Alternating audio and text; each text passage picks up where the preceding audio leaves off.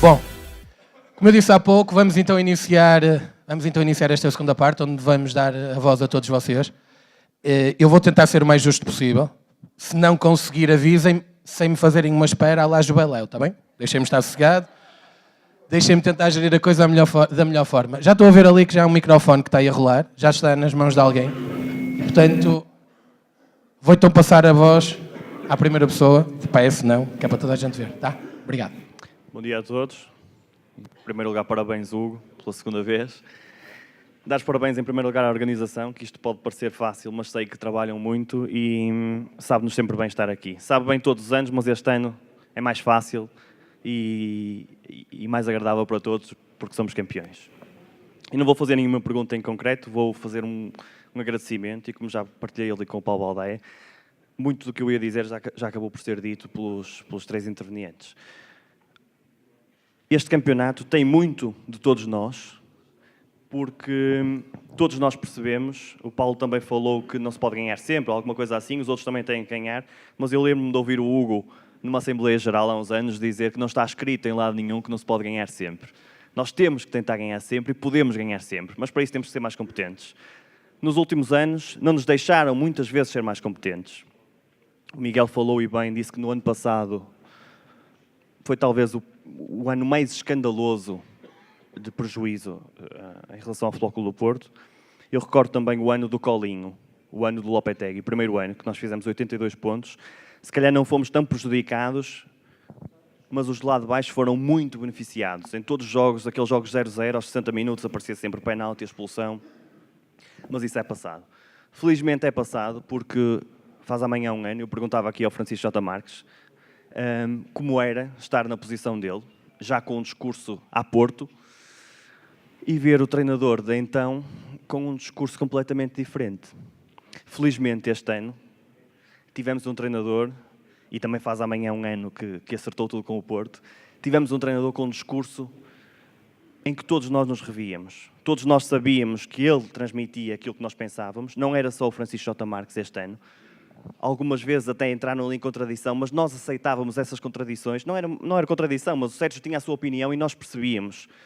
Até permitimos, no fundo, que ele faça isto, porque sabemos que ele está, como ele diz muitas vezes, é frontal, diz aquilo que pensa na hora. Mas sabíamos que, no fundo, todos tínhamos o objetivo comum.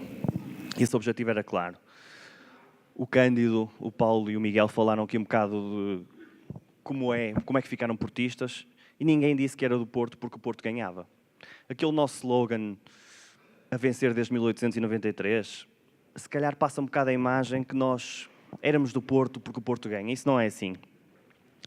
Eu acho que este Mar Azul não teve só como base o Sérgio Conceição ou a forma como a equipa joga. Este Mar Azul começou depois de Chaves. Curiosamente, quando começa às terças-feiras no Porto Canal, um programa em que todos nós vemos, os de fora também começaram a ver, porque por muito que digam que não, todos começaram a reproduzir estas notícias, todos começaram a perceber, o Porto vai reagir. O Porto deixou de ser aquele Porto que era nos últimos anos, deixou de ser um Porto em que nós adeptos nos revoltávamos, mas se calhar a comunicação do clube não transmitia isso. Nós comíamos e calávamos muitas vezes, se calhar ainda por resquícios daquele Porto que ganhou tudo, que ganhou muito. Felizmente, estes 4 anos, se trouxeram alguma coisa de bom, foi isto mesmo. Foi nós todos, e quando digo todos, falo da política de comunicação do clube, falo dos comentadores, falo de todos os adeptos, falo de quem escreve nos blogs, falo do Batalha também, que é impensável, era impensável há uns anos, uma página de Facebook ter a repercussão que tem hoje em dia. Alguém começar a fazer vídeos e esses vídeos terem milhares de visualizações, toda a gente se rever. E depois, em relação aos comentadores que nós temos nos programas, acho que essa comunicação também é importante. Porquê? Porque nós sentimos que não é uma comunicação, lá está, das tais cartilhas. Nós sentimos que as coisas são ditas, cada vez mais são ditas, porque é o nosso sentimento de revolta. Nós todos percebemos que tínhamos que reagir, porque o Porto é isto. O Paulo falou da filha, da luta contra o centralismo. O Porto é isto. Nós não podemos negar a nossa essência, a nossa imagem. O Porto idealizado pelo Presidente e por Pedroto, era isto. Foi assim que nós crescemos e foi assim que nós ganhamos. Nós nunca podemos achar que vamos ser mais, que somos melhores e que por isso não temos que reagir. Nós temos Ser deputado, sempre 30 que segundos, reagir. ser deputado, 30 segundos. Temos que ser proativos. Por isso, vou terminar então. Eu não quero fazer nenhuma pergunta em particular, só quero agradecer a todos o contributo que têm dado, porque vocês têm dado um verdadeiro contributo também para que o Porto tenha ganho. Esperemos que continue a ganhar. Eu acredito que sim. Acredito que as coisas vão voltar àquele rumo que todos nós conhecíamos, mas com um Porto mais requintado. Um Porto que todos nós nos revemos na comunicação, voltamos a ter orgulho, sempre tivemos, mas voltamos a ter muito mais orgulho nesta comunicação do clube, em lutar contra o centralismo, em defender uma região. Isto não quer dizer que só no Porto é que há portistas ou que os do Porto e a região são melhores. Mas o Futebol Clube do Porto não é só um clube de futebol, é um clube que representa uma região e que tem orgulho disso. Este Mar Azul representou isso mesmo. Nós íamos, no ano passado, eu recordo-me, já na segunda metade da época, quando já havia os programas, já sentíamos que a comunicação no clube era o que é. Enchemos o Bessa, enchemos a Arouca, por exemplo. O Porto pedia sempre mais bilhetes, mas dentro de campo as coisas nem sempre... Tínhamos muita coisa contra nós e não conseguimos ultrapassar isso. Este ano tivemos muita coisa contra nós, é preciso não esquecermos isso. Foi mais um ano com vídeo-árbitro, com tudo, foi mais um ano com decisões escandalosas, mas nós, com a força do Mar Azul, conseguimos ultrapassar isso tudo e felizmente conseguimos o objetivo que todos queríamos. Obrigado a todos e obrigado a todos os adeptos. Bom, só antes de passar a palavra ao Francisco, caso ele queira fazer algum comentário, só dizer duas coisas. Em primeiro lugar, agradecer a referência a mim, que o Batalha é o Futebol Clube do Porto, o Futebol Clube do Porto é o Batalha, nós lutamos todos para o mesmo lado. Só pedir, e apesar de concordar com tudo aquilo que disseste, pedir um poder de síntese a toda a gente, que é para podermos dar a palavra ao maior número de pessoas possível, está bem? Senão depois vamos chegar ao fim e toda a gente que tem vontade de falar não vai conseguir, ok? Francisco. Bom dia a todos.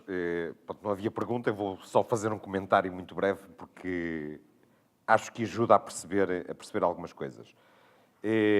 A comunicação do Porto não começou, ou o nosso discurso não mudou com o programa do Porto Canal. O pontapé de saída foi verdadeiramente o Dragões Diário. E o Dragões Diário, quando começou, não foi bem recebido pelos nossos adeptos. Internamente foi uma grande luta e o Dragões Diário custa-nos uns 200 euros por mês. Uma coisa baratíssima. Para além de custar, evidentemente, o salário das pessoas que o escrevem, mas essas pessoas já existiam na estrutura para fazerem muitas outras coisas. Portanto, é um produto muito barato. Internamente foi muito difícil conseguir convencer toda a gente de que aquilo nos iria beneficiar, porque era uma ferramenta fundamental para o Futebol Clube do Porto começar a fazer valer o seu ponto de vista e que o nosso ponto de vista tinha que mudar. Nós tínhamos tudo preparado para começar e eu próprio devo ter feito uns 100 Dragões Diário que não saíram. E alguns deles eu tenho muita pena que não tivessem saído, porque eram só internos. Portanto, houve um trabalho difícil, de convencimento primeiro de toda a gente internamente de que aquilo valia a pena. E quando isso aconteceu, o Futebol Clube do Porto era diferente do Futebol Clube do Porto hoje em dia. Mas é o Dragões Diário que dá o pontapé de saída. Se não tivesse havido Dragões Diário, não havia programa no Porto Canal. Acreditem que não havia. Portanto, foi preciso começar por ali. Foi preciso conquistar a parte que conseguimos conquistar de adeptos que passaram a subscrever a newsletter. E foi preciso conseguir que os mídias começassem a olhar para aquilo e começassem a citar a nossa newsletter. E esse foi o pontapé de saída. Hoje em dia, as pessoas... É muito fácil, por exemplo, falarem do Francisco J. Marcos, porque eu sou a cara visível destas coisas, mas não sou o único. E devo dizer, porque é justo, que quem teve a ideia do Dragões Diário foi o Manuel Tavares. Depois, a concepção do modelo daquilo, como aquilo é feito, a concepção é minha, mas a ideia, portanto, onde tudo começa, é com o Manuel Tavares, que diz: nós temos que fazer uma newsletter. E fui eu e ele que andamos os tais meses a convencer toda a gente. E, portanto, era só esta pequena achega. De resto, concordo com tudo o que você disse, e acho que foi bem dito.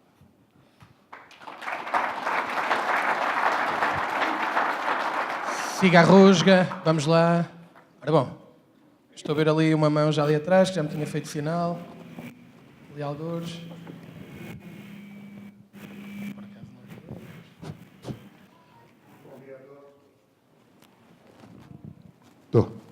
Bom dia a todos. Queria saudar o painel. Eu sou o José Lázaro. Queria saudar o painel e saudar naturalmente a organização do Dia do Clube, que com este esforço e dedicação, não digo glória, porque não era de Sporting, com este esforço e dedicação consegue aqui reunir uma pleia de portistas que é muito importante. Não só nas vitórias, mas como nestes últimos 4 anos que foram de derrotas, infelizmente. Bom, mas eu começo por dizer ao Paulo Baldaia que estou sentido com ele, porque eu julguei que ele hoje nos ia trazer aqui um presente, que era uma gaiola com um papagaio que está lá ao lado dele na Sport TV+, que era o Pedro Henrique. Essa famosa pessoa que foi um jogador banal, é um comentador banalíssimo e não compreende, francamente, ao Paulo Baldaia. Num programa que é de adeptos, de 3 adeptos, estar ali aquele momo, aquele mamarracho, a fazer não sei o que, só a debitar coisas em prol do Benfica. Mas, enfim, o mau gosto é isto. E a Sport TV, de facto, anda por caminhos ínvios relativamente à benfiquização do canal. Depois queria dizer que, finalmente, e como o Guedes disse, e muito bem, 19 anos depois, fomos ali à varanda da Câmara Municipal do Porto, que a Câmara e a Avenida é dos portuenses, é dos portistas, obviamente.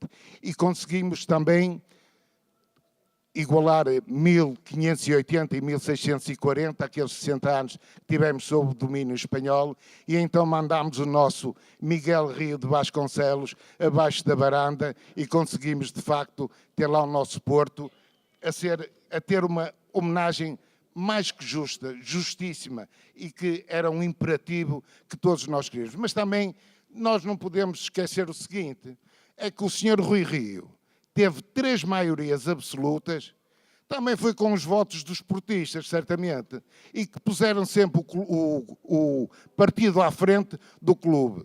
E de mim, ele nunca levou isso. Queria também dizer ao Francisco J. Marques que realmente foi uma lufada de ar fresco a cortar com aqueles ventos do sul, dos ventos de uma capital que ainda se julga a capital do Império Colonialista, e conseguimos, e julgo que foi com uma grande parte do trabalho dele e da sua equipa e de todos aqueles que se empenharam verdadeiramente na defesa e na transparência do futebol e do Futebol Clube do Porto, que conseguimos este título, e muito bem conquistado.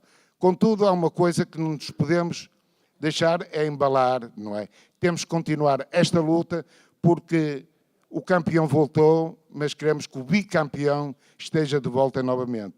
Um abraço a todos.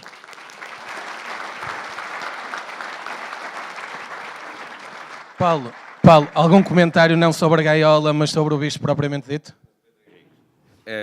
O ponto número 1, eu não sou nem acionista, nem administrador da Sport TV. Eu participo num programa em que quem lá está convidou aquelas pessoas e, portanto, é com aquelas pessoas que se tem que fazer o programa. A ideia de lá ter um comentador independente, que existe noutros programas de televisão, eu acho que o problema do comentário futebolístico neste tipo de programas são exatamente os comentadores independentes, porque eu sou fanático pelo Porto, portanto, quando falo do Porto e toda a gente percebe, não é? Quem não for do Porto tem que me dar um desconto.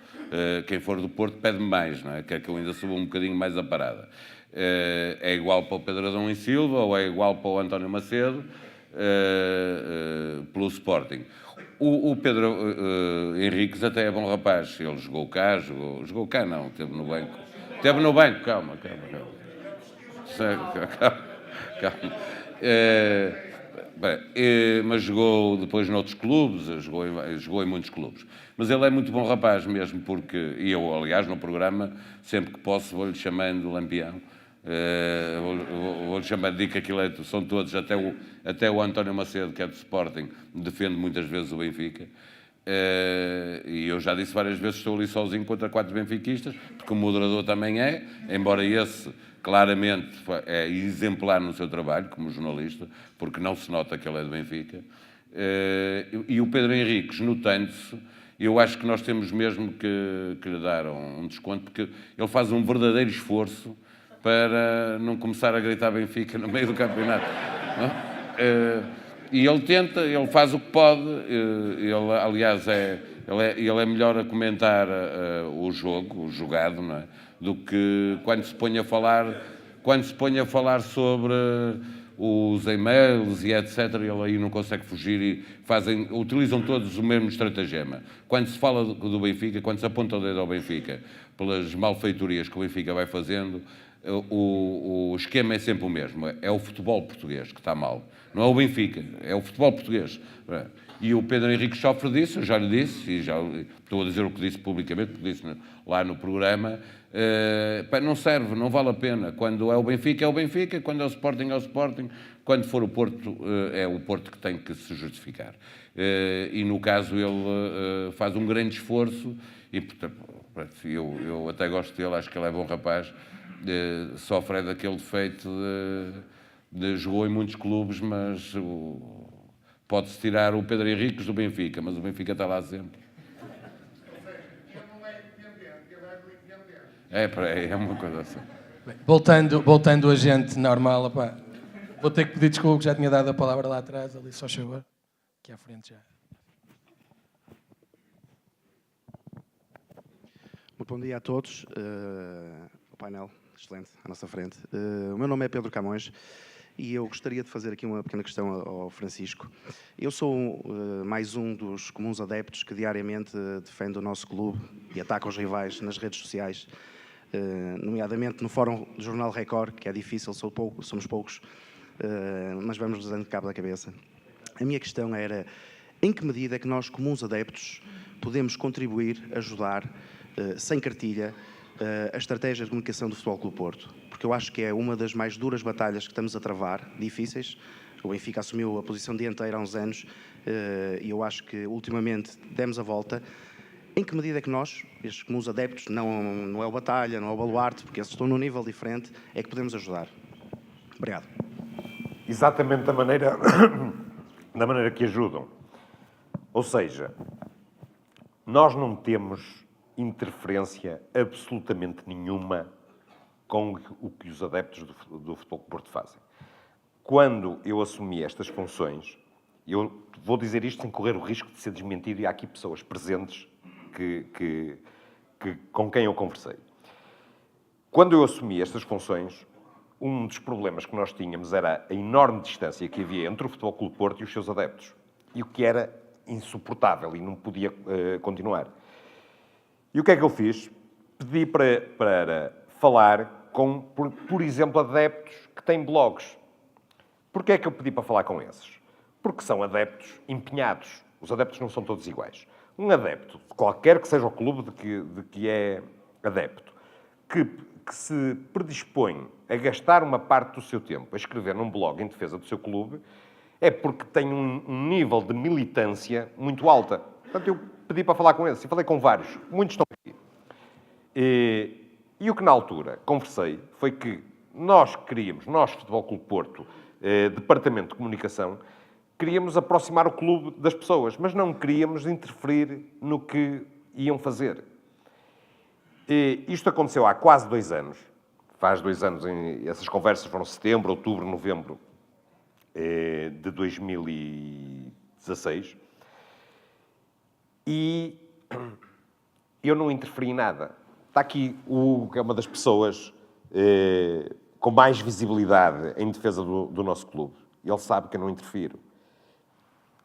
Estão aí muitos... Está ali ao fundo o José Correia, que teve a dignidade de me dizer as coisas como ele achava que deviam ser ditas. Eu, na altura, agradeci-lhe e ele sabe que eu não interfiro. Nós não interferimos. Estão aqui estes senhores que sabem que nós não interferimos em nada com eles. Nós fazemos uma coisa, por exemplo, no Futebol Clube de Porto, e não temos que o esconder, nunca o escondemos. Quando o Futebol Clube de Porto vai jogar na Liga dos Campeões, fora, nós convidamos estes senhores. Sabem para quê? Para fazermos um jantar com a nossa administração, para eles fazerem perguntas. Eles fazem as perguntas que querem fazer à administração. Não é para nós os intoxicarmos com cartilhas. É exatamente ao contrário. É para nós lhes proporcionarmos, porque são pessoas que têm muita visibilidade por causa dos programas em que participam, para eles poderem perguntar o que lhes apetece.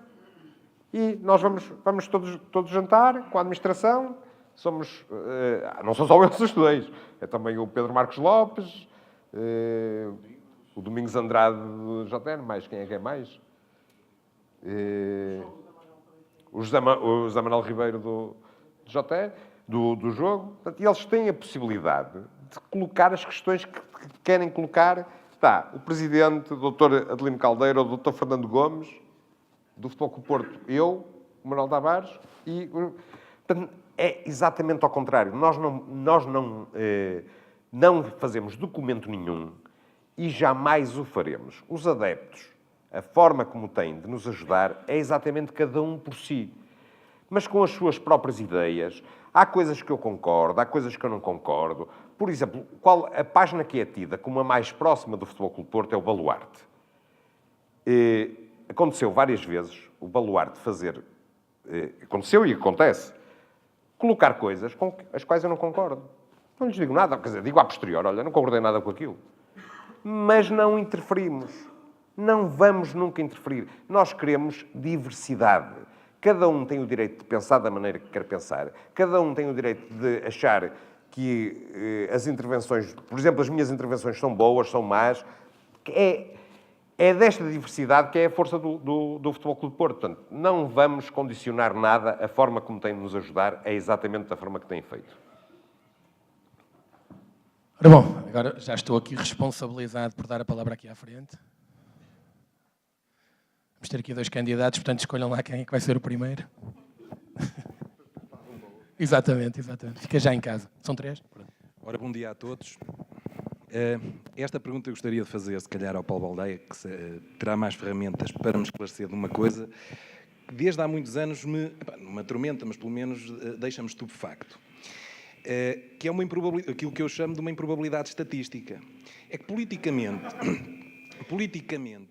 eu não me lembro de um primeiro-ministro portista, mas enfim. Mas para além disso, indo mais longe, mesmo líderes partidários, lembro-me talvez do Fernando Nogueira, do PSD, penso que era portista.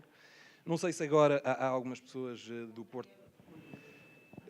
Líderes do partido. Sim, eu estou a falar de líderes de partido, ou seja, aqueles que podem ser candidatos a primeiro-ministro. Primeiro-ministro eu não me lembro.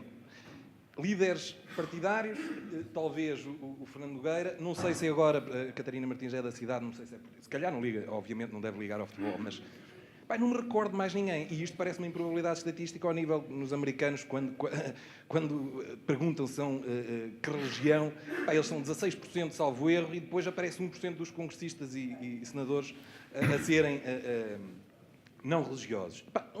Não sei se é mania de perseguição minha, mas eu pelo menos não me lembro. E se há uma justificação para isso? É uma geração mais nova. Eu vou tentar explicar. Para já vou-lhe dizer que o Boa Vista tem um candidato a primeiro-ministro, que é o tal senhor que foi presidente da Câmara do Porto. Isso é que é uma improbabilidade estatística. O Boa Vista tem um candidato a primeiro-ministro. Não, é Boa Vista. Não, mas é do Boa Vista. Opa, mas é uma improbabilidade estatística ainda maior. Não, o que é que eu acho, mesmo explicação, é que durante muitos anos, e isto é verdade, que o Benfica está em todo lado, são muitos, de facto. Há primeiros ministros que não eram do Benfica, mas a maioria é do Benfica, nem sequer é do Sporting, são do Benfica, de facto. na história de Portugal e mesmo no... Olha, temos um Presidente da República que é do Braga, já não é mau, não é? Embora o Braga, nesta altura, não seja propriamente um clube que a gente goste muito. Não é o clube é uma coisa... Sim. Quem? Não, Braga. Sempre Braga, não. O Marcelo, não, amigo. Sempre Braga, não é... Não. Ouviu mal. Ele disse Sporting de Braga e não ouviu a segunda parte. É mesmo Braga. Mas eu acho que é uma questão de geração. Ou seja, durante muito tempo, e é verdade, durante a ditadura, quando o Benfica foi campeão europeu, o regime estava a começar uma guerra colonial e o regime aproveitou para o facto de o Benfica ser campeão europeu e de ter muitos jogadores africanos para promover o Benfica e os seus jogadores, não é? O Coluna, o Eusébio, etc. Isso fez com que o regime, ao fazer isso, também depois favoreceu o Benfica para ganhar campeonatos. Havia ali um esquema que era 3 para o Benfica, 1 para o Sporting, e aquilo foi andando assim. Mas promovia muito o Benfica. Então, aconteceu que o Benfica é de facto o clube que tem mais adeptos.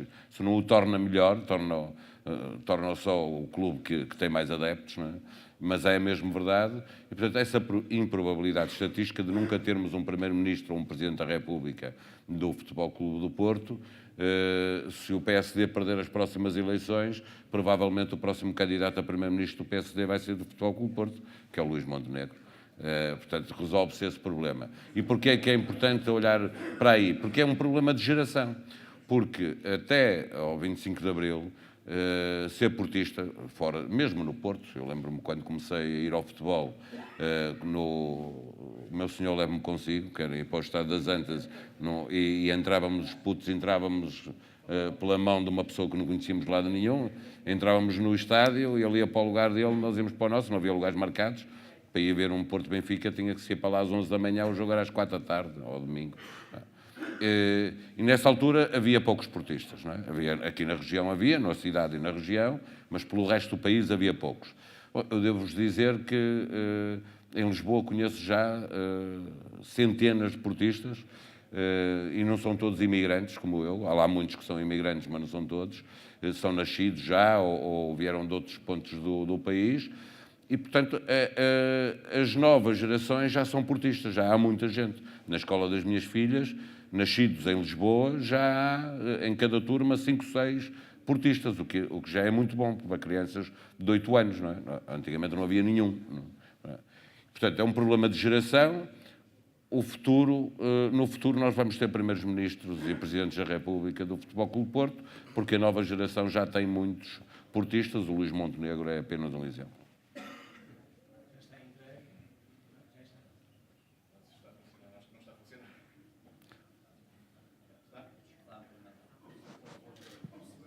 Eu sou um gajo que falo alto, portanto não há problema. Então, bom dia a todos, é um gosto enorme estar aqui. Já se ouve agora, eu já estou a ouvir o retorno.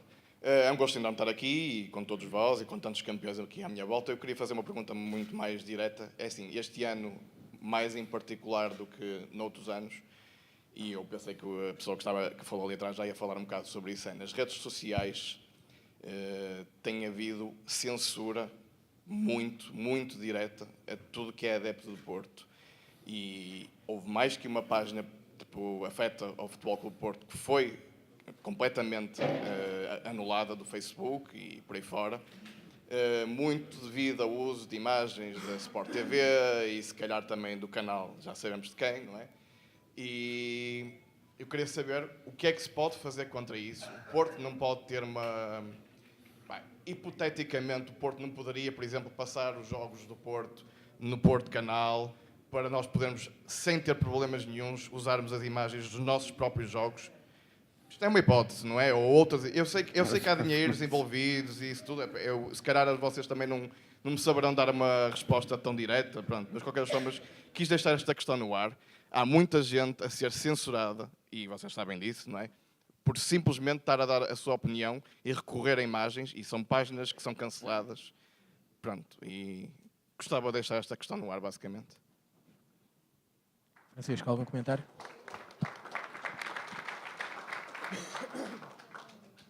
Então é isso, não há muito que se possa fazer quando se infringe a lei dos direitos de autor. Os proprietários das imagens dos jogos não somos nós, portanto está sempre sujeito a isso. O melhor mesmo é não usar essas imagens. É a única solução que existe. Hoje em dia as empresas contratam empresas para monitorizarem essas coisas e depois há queixas massivas, depois há ao lado dos adeptos do Benfica, que por causa de serem mais numerosos, apresentam queixas sistemáticas e aquilo acaba por ter efeito. Há um truque que se pode fazer, que é cortar a mosca do canal.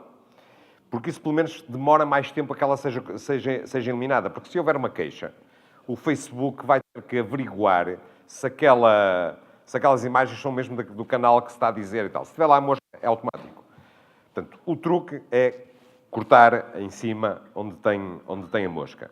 Mas mesmo assim, ao fim de algum tempo, eles acabam por cortar. A solução é não usar imagens animadas, usar vídeos, dos quais não há direitos. O Futebol Clube Porto fazer a transmissão, isso é impossível isso acontecer, era nós prescindirmos de 40 milhões de euros por ano. Como há um clube que já tem um canal e que faz, e nós temos que ver os jogos deles. Isso tem a ver com... Isso são as singularidades do futebol português. É uma coisa terceiro-mundista. Trabalhasse um bocadinho no sentido que conseguimos. Isso... denunciamos, reclamamos, fazemos barulho e vamos continuar a lutar contra isso.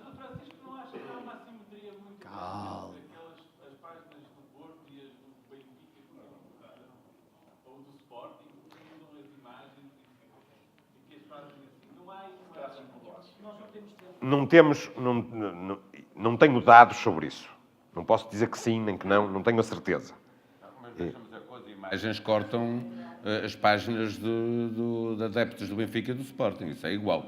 Isso é uma questão de defesa de direitos do autor, cortam as mesmas. O que o Jorge está a dizer é que cortam mais do Porto que dos outros, não é? Não tenho dados. Não, eu acho é que nós notamos mais as do Porto, mas não se fia nisso. Nós estamos mais a quando cortam uma do Benfica, a malta nem liga. Acho do que vejo, acho. O Francisco já explicou, vocês sabem onde é que a mosca costuma andar agarrada, não é? As moscas normalmente andam agarradas a uma determinada coisa. É isso que vão ter que fazer, ok? Só antes de voltar a dar a palavra... Só fazer aqui duas notas. A primeira é que quem quiser almoçar e que ainda não tiver marcado, está na hora de o fazer, ok? Que também é importante. E já agora, só antes de passar a palavra, dizer o seguinte. O Cândido está ali com o ratinho na barriga e já está quase a tirar uma naninha. O Miguel Guedes fez aqui um esforço grande para estar, portanto, pedíamos... Eu compreendo perfeitamente, e nomeadamente naquilo que diz respeito ao Francisco, é normal que fique aqui um foco maior, mas pedíamos para alargarmos um bocadinho mais o âmbito das questões, está bem? Força. Ok, obrigado. O meu nome é Daniel Ferreira. Desde já queria agradecer a oportunidade. Vou colocar em 2 minutos tudo o que quero dizer. A primeira coisa é, da mesma forma que outros espalham certas informações, para terem uma ideia, Portugal, mais ou menos em cada 8 pessoas, 2 são no Porto, 2 são no Sporting, 3 do Benfica e 1 dos outros. Ou seja, são para aí 3,7 milhões, nós temos para aí 2,5, ou seja, para vocês não acharem que nós somos assim tão poucos. Agora a questão em si, e a questão que eu queria colocar é, essencialmente, se o Porto sabe de uma situação que não está fiavelmente comprovada, mas que eventualmente é comprovável, se o Porto sabe e se pode responder se vai fazer tudo para corrigir essa situação. Qual é a situação? Vou começar com um exemplo. Imaginem que tem aqui 2 cestos e que estão 20 notas em cima no teto. Vamos embora, no dia seguinte caíram as notas. Caíram 10 de um lado, 10 do outro. Chegamos cá, tudo bem. No outro dia chegamos cá e caíram 12 notas de um lado e 8 no outro. Opa, caiu mais de um lado, tudo bem. O problema é, chegamos num dia perfeitamente normal e vemos 19 notas a cair de um lado e uma a cair no outro. O que é que eu quero dizer com isto? Estatisticamente, penso eu, e é necessário, penso que é comprovável para 2015, 16 e 17, não é para 14. 14, na minha opinião, é justo o título do Benfica. Mas para 2015, para 16 e para 17, é comprovável que os títulos deviam ser de Porto, em 2015, em 16 do Sporting e em 2017 do Porto. E que isto é comprovável matematicamente. E gostava de saber se o Porto vai fazer alguma coisa por isso, sendo que é difícil, mesmo que vá dizer alguma coisa, nós vamos fazer alguma coisa por isso, mas que está atento a esta situação.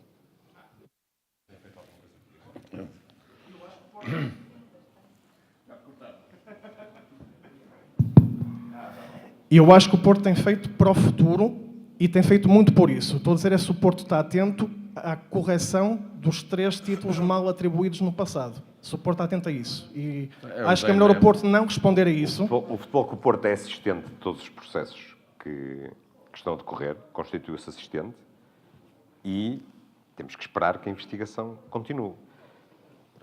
Há uma investigação séria e que eu acho que vai trazer resultados. Ok. Obrigado. Aqui à frente, por favor.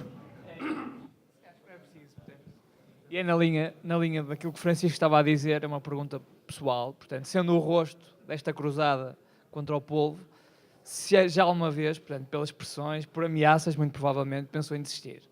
Não, claro que não. Só há uma pessoa que me pode fazer desistir, que é...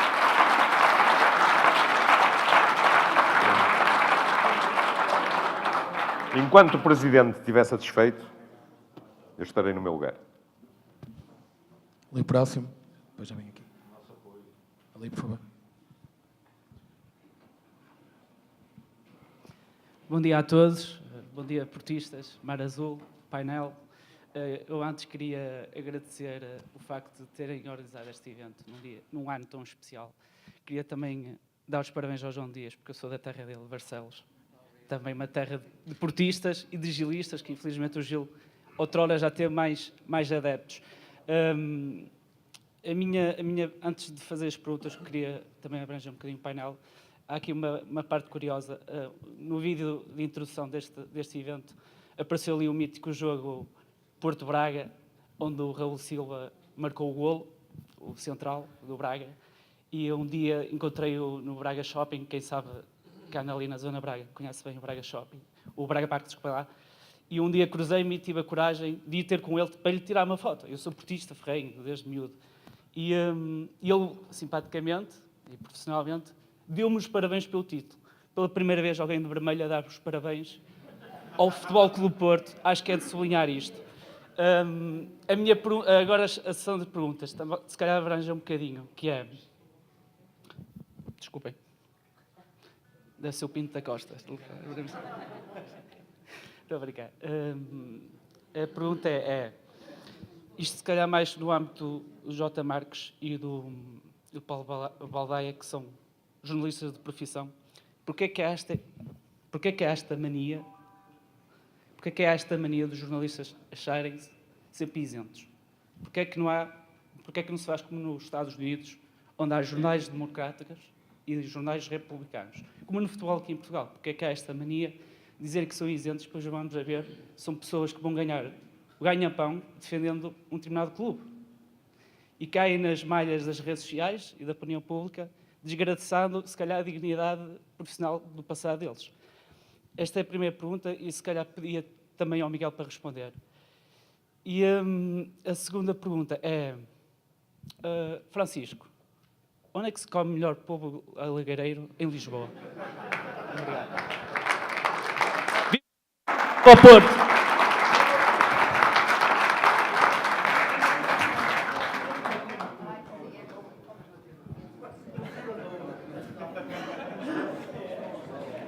Comecem vocês. Ora bom, agora escolham lá quem é que responde primeiro. Eu acho que falar de comida com o Francisco não é muito forte, que ele à mesa é um pesquinho. Portanto, ele fica para o fim.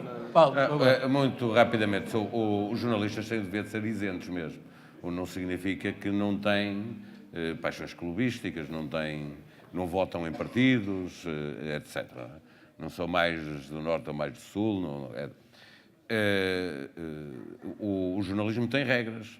E como tem regras, tem um código deontológico que é preciso cumprir, portanto, o que se espera, o que se exige a um jornalista é que ele seja isento. Eu já disse há pouco que há um problema de muitos anos com o jornalismo desportivo. Mas não significa que são todos iguais, não são. Há muitos jornalistas desportivos que fazem mesmo jornalismo isento. Não? Podem estar a aplaudir o Futebol Clube Porto, num jogo e depois, quando têm que trabalhar, são capazes de fazer jornalismo isento e deem aspas para o Benfica e para o Sporting. O problema é quando eles fazem de conta que são isentos, e temos muitos. Temos redações completamente... Olha, para a Bola, ainda no outro dia fui insultado por um diretor do jornal A Bola, num editorial, porque me atrevi a dizer que a Bola é o jornal oficial do Benfica. Porque eles tinham lá a notícia de que o Vitória ia para o Alabibi, ou não sei como é que chama aquele clube. Aquilo, obviamente, é evidente para toda a gente que era uma facção da direção do Benfica que estava a tentar empurrar o Rui Vitória a ver se lhe arranjava de clube. Infelizmente, há muito jornalismo encapotado. Não é bem jornalismo. Não é jornalismo, ponto final. Mas há muito também, é preciso dizer que há muita gente que é jornalista a sério e que tem paixão pelo Porto, pelo Benfica, pelo Sporting e faz jornalismo. Eu insisto, a mim incomoda mais os comentadores independentes. Porque uma coisa é fazer jornalismo, é factos, são notícias. Contratou este jogador, não contratou, teve estes pontos, não teve, foi penalti, não foi, que é coisa que é possível ver. Outra coisa é o comentário, é a opinião. Na opinião ninguém pede isenção a ninguém. A opinião é o que cada um pensa sobre as coisas. Comentadores independentes é coisa que eu não concebo, não consigo perceber como é que existe. Outra coisa é estar a fazer o relato de um jogo. O Cândido, quando está a fazer procura, mesmo sendo do Futebol Clube Porto e estando no Porto Canal, procura fazer os comentários do jogo. Agora, se lhe pedem a opinião sobre os e-mails, ou sobre o povo, etc., ele vai dizer o que pensa, não vai dizer o que o Futebol Clube Porto quer que ele diga, vai dizer o que pensa. Se coincide com o Porto, é outra história. Como há pouco falava-se da BTV, eu acho mesmo que é o tipo que faz mais esforço na BTV, na Benfica TV, que é o Hélder Conduto, que é um belíssimo jornalista. Ele faz o esforço, vai até onde pode, não é? Vai até onde pode. Na transmissão de um jogo, mas percebe-se que ele tenta ser profissional. Os tipos que estão ao lado já nem estão a pensar nisso, estão a comentar. Para eles é sempre penalti a favor do Benfica e nunca é penalti contra o Benfica. Mas... Não, isso é pior. Isso é pior. É haver um lance que o árbitro não marcou e que se percebe que era falta contra o Benfica ou que o golo é ilegal e eles nem sequer se dão ao trabalho de passar a repetição. E nisso é que há um problema de facto que o Porto tem denunciado vezes sem conta, que é o tipo de realização que se faz num jogo. Francisco, só uma pequena... Chega aqui a dizer que nós preocupamos muito com o povo, não é? O povo, mas também não é só o povo, é a forma como a comida é confeccionada. E quando é à brás, é complicado. E esse é o tipo de coisas que me metem mais confusão. É saber que... Porque está na cara. Mas isso, em última análise, vai ser algo que os vai aproximar da morte, em sentido figurado, não é? É tão evidente e é tão absurdo que também não serve os interesses do Benfica, ou do Sporting, ou de qualquer clube. Qualquer comentador supostamente independente que esteja tão engajado, que esteja tão próximo de um clube, mais cedo ou mais tarde, isso normalmente é nos momentos de derrota, como é o caso, torna-se evidente. E, no fundo, esses comentadores supostamente independentes e a quem servem só se expõem ao ridículo. Porque há um momento em que isto vira. E quando vira, eles ficam expostos. E, portanto, nem polvo, muito menos abraço.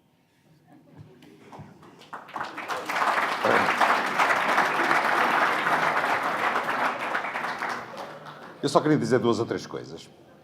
Os jornalistas não são mais sérios ou menos sérios por serem portistas ou por serem do Benfica. Obviamente.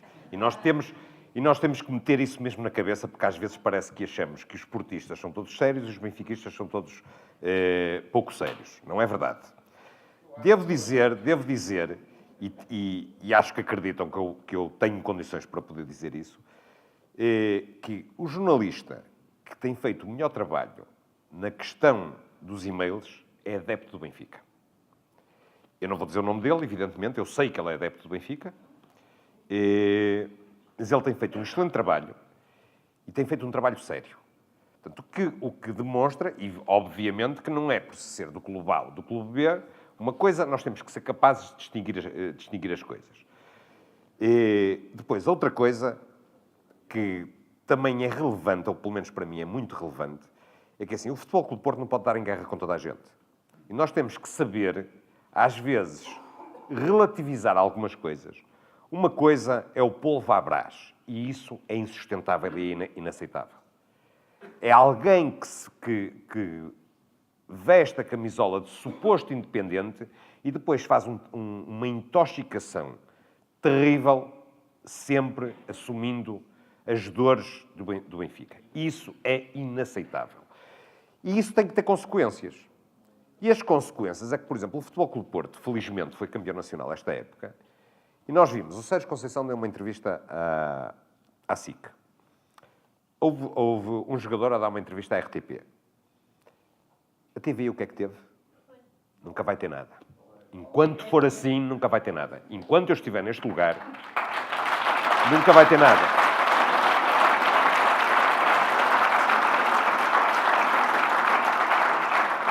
Agora, nós depois não podemos, porque amanhã há um gajo qualquer na RTP ou na SIC que diz uma coisa desagradável, nós não podemos atirar-nos, nós não podemos ter as guerras todas. Não podemos. Ninguém consegue ganhar as guerras todas. Portanto, nós temos que ser inteligentes a travar estas batalhas. E temos que saber usar os nossos trunfos para os fazer vir comer à mão. Nós temos que cumprir as leis. Não podemos deixar de as cumprir. E não vamos deixar de as cumprir. Portanto, tem acesso ao estádio? Tem. Tem acesso às conferências de imprensa? Tem.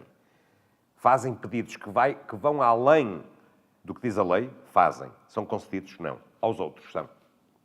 Portanto, é desta forma que nós também temos que os combater. E vamos continuar a combatê-los.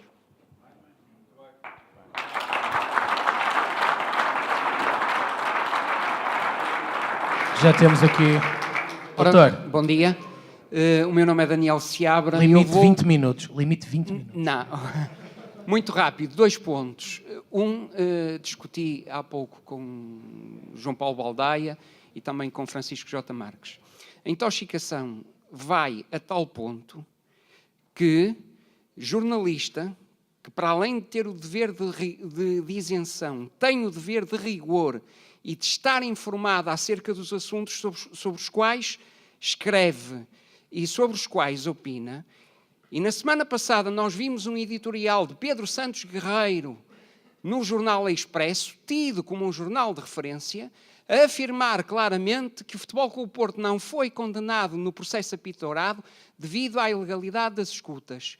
Eu desafio e peço, e estarei por isso disposto a rever a minha opinião, a que me apresentem, por favor, um acórdão, uma sentença, um despacho de um juiz em que tenha sido decretada a ilegalidade do apitourado. O único problema que houve foi a inadmissibilidade das escutas do apitourado num processo disciplinar na Liga, que foi aquilo que Ricardo Costa, agora sabemos precisamente a serviço de quem, tentou fazer. Portanto, esse é precisamente um ponto. A intoxicação vai a tal ordem que pessoas como Bruno Prata e Pedro Santos Guerreiro afirmam publicamente que o Futebol Clube do Porto não foi condenado porque as escutas são ilegais.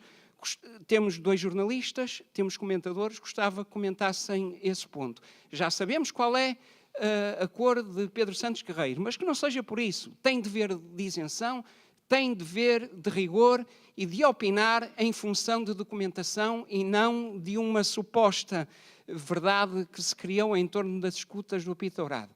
Outro ponto, por acaso, Francisco J. Marques já tinha afirmado, a partir do momento em que o Futebol Clube do Porto se torna assistente do processo, passa a ser parte ativa. Neste momento entendo que a investigação provavelmente estará em segredo de justiça, mas a partir do momento, e esperamos nós que surja uma acusação, o Futebol Clube do Porto é parte ativa do processo, pode colaborar com o Ministério Público e isso significa, a meu ver, e certamente serei corrigido se estiver enganado, que no final disto tudo, e nós percebemos pelos programas a que assistimos que temos acesso apenas à ponta do iceberg, isso significa que quando este processo na Justiça estiver terminado, teremos acesso a toda a informação que está no processo. Ora, assim sendo, eu gostava de perguntar se o Futebol Clube Porto divulgará depois uma informação que eu penso até que estará pública.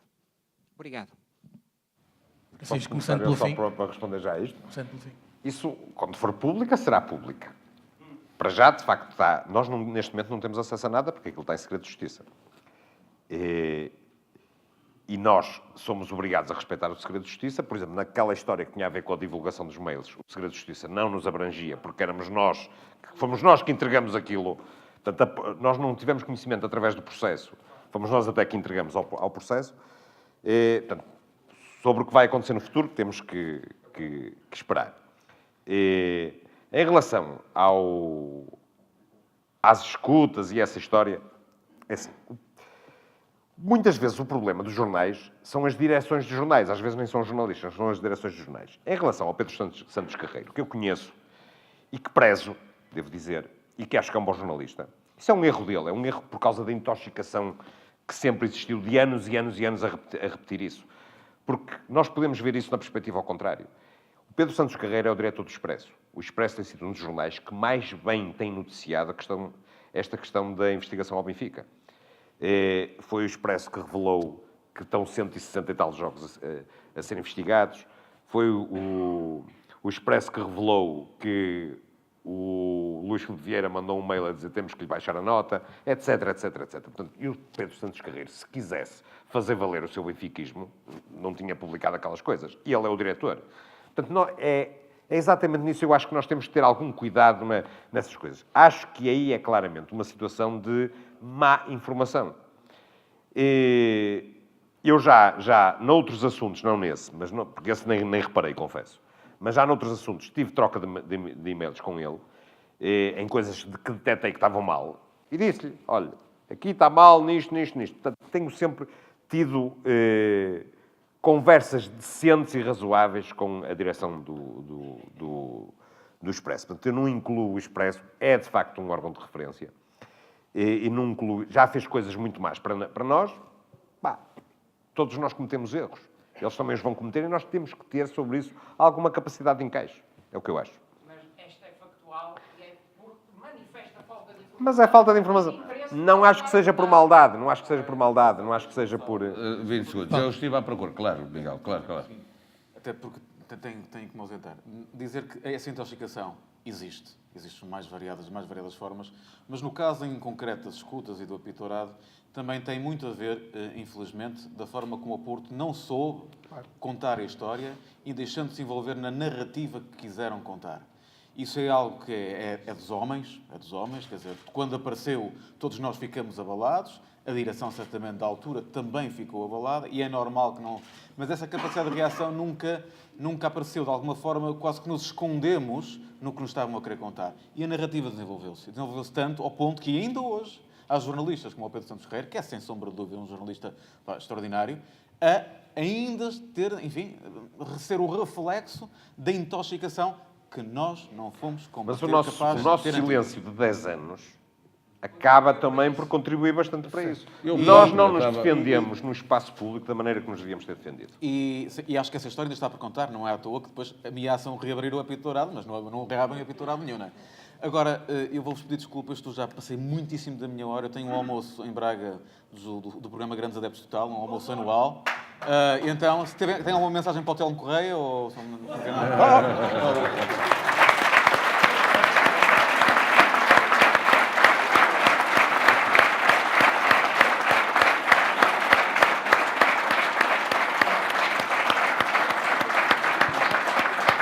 Bom, agradecendo naturalmente ao Miguel. Deixa-me só claro que sim, Paulo, era só sobre isso. esta matéria. Eu próprio sou jornalista há 30 anos e estava a ter a conversa consigo e eu próprio estava com essa narrativa. A verdade é que as escutas, eu fui verificar, foram consideradas ilegais. Primeiro pelo Supremo Tribunal, depois pelo Tribunal Constitucional em 2009. O próprio Porto Canal, está aqui aberto, o próprio Porto Canal deu a notícia. A questão é diferente. Uma coisa é ter as escutas terem sido consideradas ilegais, até porque houve sentença desportiva, não é? O Boa Vista acabou por descer de divisão, o Porto perdeu 6 pontos e o presidente esteve castigado. Isto na justiça, ou seja, na federação, não tem nada a ver com a justiça civil, aquela em que os homens acreditam, não é? Ilegais no processo disciplinar. Certo. Ilegais, esta hora. Certo. Deviam era ter sido admitidas no processo disciplinar. Sempre. Não, mas o que o Tribunal diz é isso. E eu próprio, coisa diferente as escutas foram consideradas ilegais, mas não foi por isso que o Porto foi inocentado. Esse é que é o problema. É confundir as duas coisas. Uma coisa há de facto uma ilegalidade na obtenção de escutas. E a outra coisa foi por causa disso que o Porto foi inocentado? Não é verdade. E esse é que é o problema. É que quando se junta uma meia-verdade com uma meia-mentira, dá uma mentira, não dá uma verdade. E esse é o problema com que nós lidamos durante muito tempo e não soubemos desmontar. É verdade, a culpa é nossa. Nossa, portistas, e minha também, que sou jornalista e que comento há muitos anos, não soubemos desmontar essa narrativa. Ficámos presos àquela coisa como se estivéssemos com problemas de estar a defender a verdade, que a verdade não foi por causa disso que o Porto foi inocentado. Foi inocentado porque não se provou que o Porto tivesse cometido alguma ilegalidade. Bom, estamos na reta final. Muito rapidamente, gostava só de... não sabia É melhor. não sabia da atitude da comunicação do Porto em relação às diferenças da TVI, SIC e RTP. Dou os parabéns por isso. Acho que era algo de imensa coragem que fazia falta. E pegando no que acabou de dizer o Paulo Baldaia, gostava de sugerir, rapidamente, que sempre a propósito, porque não pode ser um especial nem nada disso, que se corrijam as tais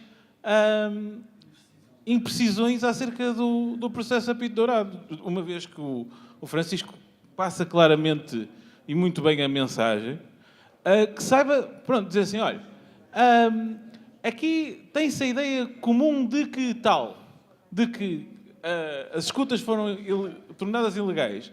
Tem-se a ideia de que há perda de pontos, etc., que foi revertida, etc., etc. Eu gostava de ver isso publicamente desmistificado.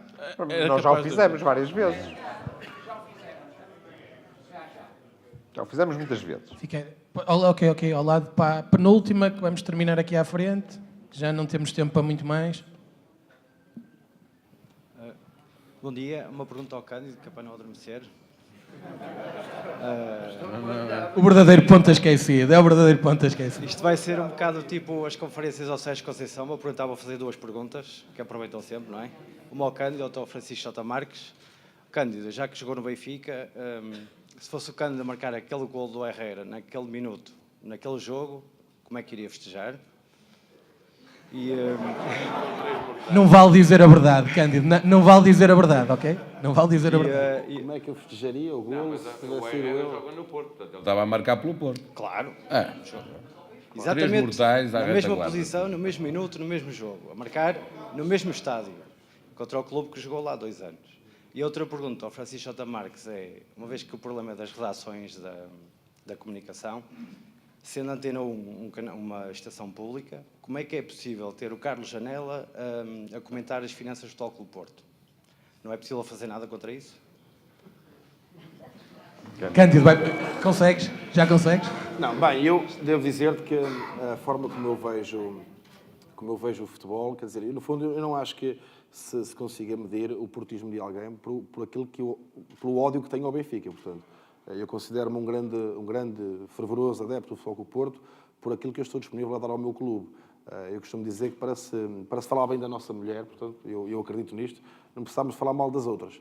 Portanto, eu foco-me e gosto, sobretudo, do meu Futebol Clube do Porto. Portanto, não sou, obviamente, que festejar, fazer um golo naquele estádio e saber o que é que aquilo significava. Primeiro, eu acho que a minha bola ia para cima, portanto. Eu normalmente estava sempre onde estava a olhar, estava sempre a olhar para a bancada. Não, pronto, mas é um belíssimo golo, quer dizer, eu acabei por... Eu acho que todos nós nos transportarmos Isso foi sorte, bateu na canela e foi sorte. Não, eu acho que todos nós fomos o Herrera naquele momento, portanto, era um momento muito especial, num local especial, portanto, vínhamos de um momento também, e aqui já é mais a minha área, não é? Falar do jogo, vínhamos de um momento que nos comprometeu um bocadinho a todos, porque achámos que se calhar a equipa não estava tão forte como vinha a estar, e ali conseguimos nos superar ao rival e terminar já num momento específico do jogo, que nos transporta também para uma dimensão que é comum para nós, ganhar nos minutos finais, e é um belo golo, o jogador que foi, quer dizer, acho que tudo se conjugou para que o Porto aí sim mandasse uma mensagem clara a todos nós, àqueles que tinham mais dúvidas, que podíamos e devíamos e tínhamos que ser campeões. Francisco. Eu queria era fazer uma pergunta. Quando é que isso aconteceu do Carlos Janela? Também não vi. Todos os dias. Tudo. Não, isso é CMTV. Na Antena 1, o Carlos Janela... Já foi depois daquelas acusações mais graves. Apesar dele agora ter desaparecido, mas nessa altura ele ainda interveio. Então, ok, portanto, não é uma coisa recente. Isso tem a ver com o poder que era factual, o poder que o Benfica tinha nos mídia. E que este último ano, de alguma maneira, ajudou a diminuir, acho que afetou os alicerces, mas ainda vamos ter muito disso. Mas sabemos que vamos ter muito disso e vamos continuar a trabalhar nisso. Vamos mesmo continuar a trabalhar nisso. Portanto, isto não acabou por causa de o Porto ter sido campeão finalmente ao fim de 4 anos. Nós continuamos todos os dias a trabalhar nestas coisas, mais do que o que é visível. Bom, última pergunta, para grande pena nossa. Boa tarde a todos, boa tarde aos portistas. Cumprimentar aqui o painel. Uma pergunta para o Cândido, se pela experiência de vida e que teve especialmente aqui no Futebol Clube Porto, nunca passou pela cabeça ser treinador de futebol, e ao Paulo Baldaia, também pela experiência, se realmente não passou pela cabeça, e neste caso pelos pés, ser jogador. Obrigado. Bem, eu sou... Já não foi nada mal. Handball. Eu estou numa versão ainda mini, mas eu já iniciei o meu processo como treinador. Não fiz um investimento, se calhar, assim muito forte e muito acérrimo nessa paixão de treinar, porque eu também a tenho, pelas funções que tenho aqui no Porto Canal, porque tiro muito partido delas também.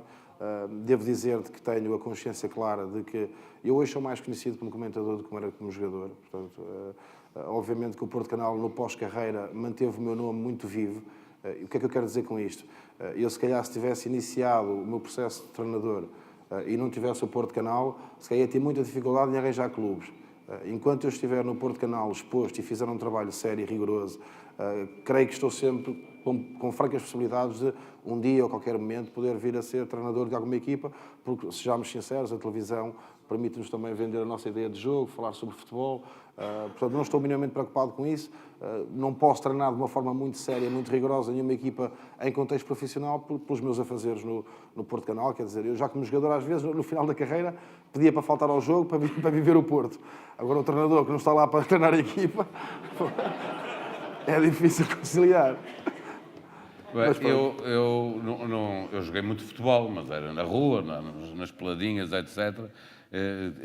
Também achei, mas o Cândido Costa tinha razão para achar, e eu achei só para aí durante um anito ou dois, que um dia podia ser jogador de futebol, mas nem fui só federado jogador de handball, nem consegui chegar ao Futebol Clube Porto, vê lá. Esforcei-me, treinava muito, mas nem consegui chegar ao Futebol Clube Porto. Tive amigos que jogaram comigo no Progresso e vieram jogar para o Porto e foram campeões nacionais no Porto em handball, mas futebol nunca tive muito jeito. Só uma dica final, porque ele está a dizer, e bem, é puro, nós vemos como é boa gente, o Cândido. Eu não consigo ser tão boa gente como ele e sou muito anti-benfiquista. Sou portista mesmo, é o que sou, e depois sou. De tal maneira, deixa-me só, de tal maneira que houve um ano que eu fui do Benfica, e eu vou explicar porquê já, porque nós devemos ser do clube que nos dá mais alegrias. E eu nesse ano foi quando o Kelvin marcou aqui um golo, depois eles perderam a Taça de Portugal, perderam a Liga Europa, e eu sou tão anti-benfiquista que nesse ano foi o clube que mais alegrias me deu, foi o Benfica. Bom, é óbvio que o tempo passa num instante e quando a conversa é boa é mesmo isto que acontece. Nós vamos terminar. Antes de terminar, só vou dar aqui, passar a palavra ao Francisco, que ele quer terminar com chave de ouro. Da minha parte, só queria de facto agradecer. Já vais falar. Só queria de facto agradecer. Só queria agradecer, para mim foi um enorme gosto estar não só com este painel excelente, como com todos vocês. E vou então pedir ao Francisco. Eu só queria dizer uma coisa muito rápida, que é a mudança no Futebol Clube Porto. Um dos bons exemplos é o Dia do Clube fazer-se aqui. Durante anos o Dia do Clube andava aí de armas e bagagens pelo Grande Porto. O sítio onde tem que haver o Dia do Clube é no Futebol Clube Porto. E não podemos esquecer, ou pelo menos eu não posso esquecer nisso, o contributo do Sr. Alípio, que foi a pessoa que sempre conseguiu manter as pontas nas alturas em que havia quem não queria proximidade com os adeptos e que permite que hoje em dia nós estejamos todos aqui. Muito obrigado e viva o Futebol Clube Porto.